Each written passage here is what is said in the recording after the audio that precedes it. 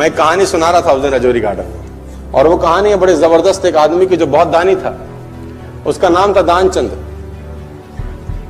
दानचंद तो मस्ती में रख दिया था नाम, निपट कंजूस था, धेला ना दे किसी को। बीवी ने बोला दानचंद पूरी जिंदगी हो गई, अब जाने की बारी है, कुछ तो दान करो, कुछ तो साथ ले जाओ।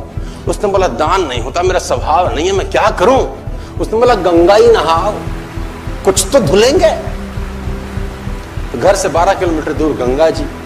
उसने बोला चलो गंगा जी नहाने में कौन सा पैसा लगता है। पैदल पैदल गया 12 किलोमीटर, क्योंकि ऑटो करूंगा तो। गंगा जी पहुंचा। अब बोला वहां घाट पे जाऊंगा तो पंडा मिलेंगे, वो मांगेंगे। वो मैंने मुर्दा घाट गया कि वहां तो साला कोई झंझट नहीं, इतना कंजूस। अब कहते हैं कि भगवान को मस्ती सूझी। भगवान ने कहा ऐसा आदमी नहीं देखा। अब वो जैसे ही डुबकी मारने अंदर झुका, भगवान पंडा का रूप बना के सामने प्रकट हो गए। जैसे ही बाहर निकला, भगवान ने कहा जजमान की जय हो। उसने बोला तुम कौन हो? बोले हम पंडा हैं, बड़े संतोषी ब्राह्मण हैं। वैसे तो यहां कभी कभी आते हैं, तुम्हारे ऐसा भी कोई ना कोई कभी ना कभी आता है, साल साल भर का खाना दे जाता है। उसने बोला साल भर का? हम तो नहीं दे सकते। बोला महीने का दे दो। बोला हम तो एक दिन का भी नहीं दे सकते। तो भगवान ने बोला कुछ तो देना पड़ेगा, पंडा बन के आए थे। बोले कुछ तो। उसने बोला चलो एक धेला देते हैं। उस जमाने में चलता था धेला। भगवान ने बोला चल तू धेला ही दे। बोला वो भी अभी नहीं है, उधार ले लो। भगवान ने बोला चल उधार ही टेक तो। उसने बोला उधार है, फिर कभी देंगे। तो बोला ठीक है। गया वापस 12 किलोमीटर, थका हारा। 12 गया था, 12 आया, थका हाया आया, घर में आके सो गया। थोड़ी देर बाद घर का दरवाजा खटखटा। जजमान की जय हो। बीवी ने दरवाजा खोला, देखा तो वही पंडा। बोला हाँ। बोला वो आपके पति देव ने कुछ उधार लिया है, वो लेने आए। पत्नी ने आदमी को जगाया, जागो, किसी पंडा को कुछ कहने को दे आए थे? बोले हाँ। बोला आ गई हैं बाहर। बोला जाके कह दो कि उनका तबीयत खराब है।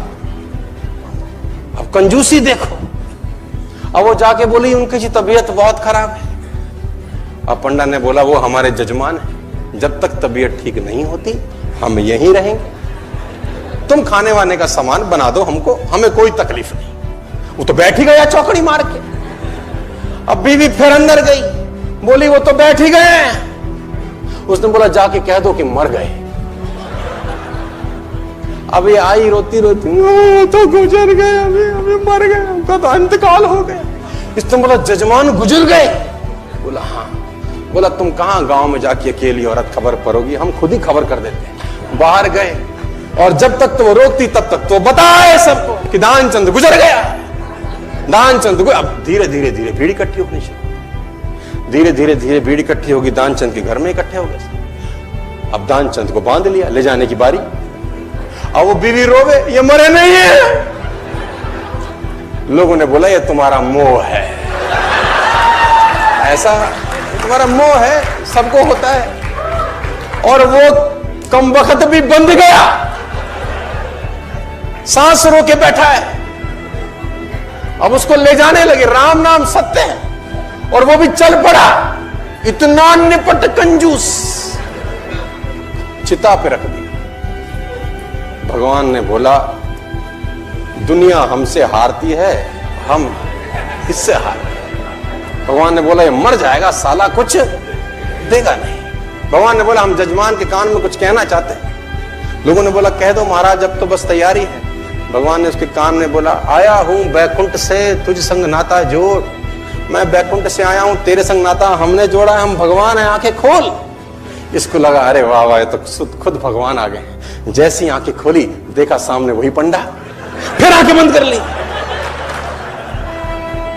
भगवान ने बोला भाई तू मांग ले, क्या मांगता है, तेरे से कुछ मांगने नहीं आए। इसने बोला हमको कुछ नहीं चाहिए, बस धेला छोड़ दो और जाओ। तो इतना कंजूस।